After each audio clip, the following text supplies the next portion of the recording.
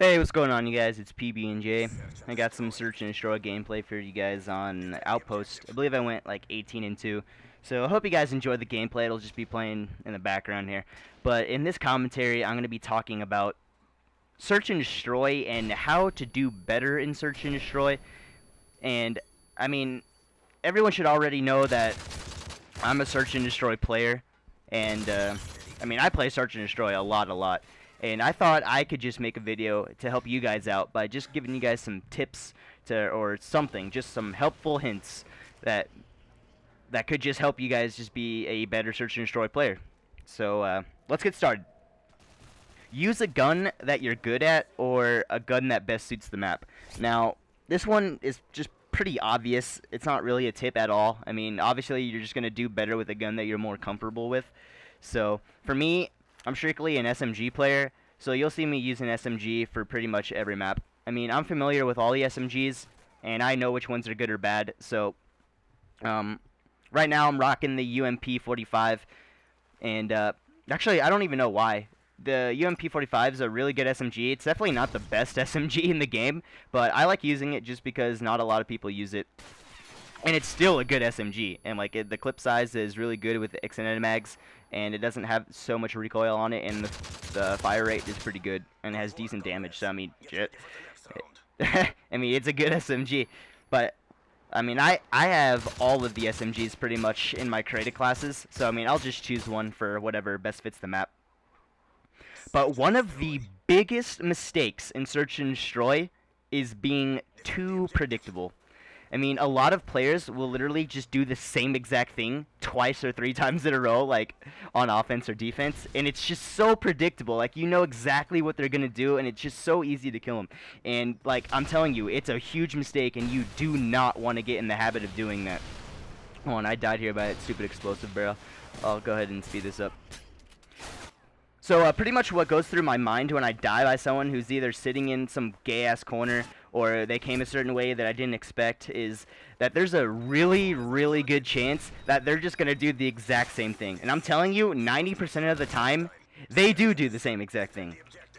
And I can't tell you how many times that I've gotten called a cheater because I got a revenge kill by pre-firing the dumbass that went the same exact way twice in a row. I mean, it's actually pretty ridiculous how often it happens, and like, I mean, I don't know if you believe me here, but I mean, people really do the same thing like all the time, and I don't know, it's just, maybe it's just when I'm playing Search and Destroy, but I'm telling you, you do not want to get in that habit because I get kills on these noobs, I guess, very often. So what I recommend you do is pretty much do the same thing, but tweak what you did just a little bit. So, for example, let's just say the first round of a game, you rush with an SMG towards a certain area, and let's say you kill like 3 people in a certain spot, like you just get a nice triple. And now there's a lot of rush spots in Modern Warfare 3 Search and Destroy where you can just kind of go to the same spot by just making a simple detour. Hold on, I died again. I'll go ahead and speed this up. So there's a lot of different ways you can go to the same spot of the map, so use that to your advantage. I mean, toss a flashbang or like a smoke or something to the same spot that you went the round before and just go a different way. Just take a slight detour, just maybe take a whole 3 seconds to run a different way so they won't expect you at all. And I guarantee you they're not going to be looking there. I do it all the time in Search and Destroy, and like I just raffle trick them. They have no idea what hit them. Trust me, I mean, you have to do stuff like this. It makes your gameplay less predictable. Another quick tip is just a simple one: planting the bomb. You need to be aware of where you're planting the bomb, because unlike demolition, you have to actually be on that same side of the bomb to defuse it. So you can use this to your advantage by planting on a certain side of the bomb and then going to, I don't know, a certain spot of the map. So when you actually hear the defuse sound, you can just do a quick peek on it to see if it's even a fake or if they're just holding the defuse. And another thing actually about bomb planting, you can hear the defuse sound from a pretty far distance. So after planting, kind of move away. Like, you don't have to be close to the bomb to hear the defuse. Like, and especially if you're playing somebody that's actually pretty good at search and destroy and kind of knows what they're doing, they're just gonna kind of patrol the area. Even though you planted the bomb, they're not just gonna go to the bomb right away and try to fake it or whatever. They actually might just kind of run around just like I'm doing now and just kind of look everywhere, look in every single corner.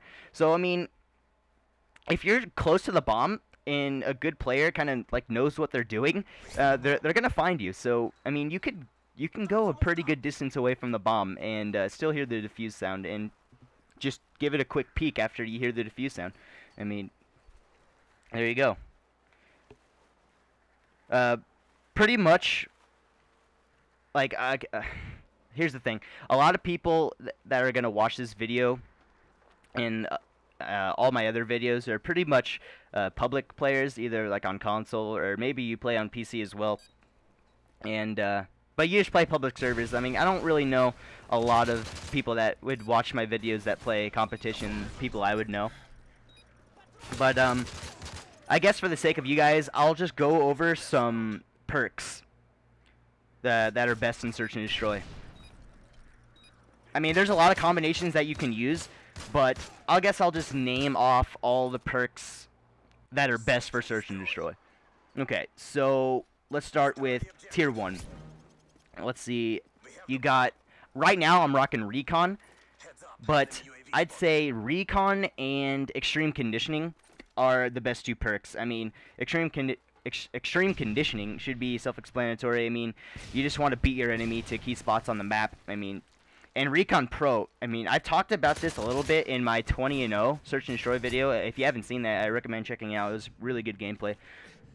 But pretty much what Recon Pro does is all the damage you do to the enemy, like stuns, flashes, nades, and bullets, it paints the enemy on the map like you have a Blackbird up on that person. And it actually paints them on a map for a pretty decent time. Like, it's a good, like, 5, 6, 7 seconds. Like, it's a long time, so you can really see what they're doing.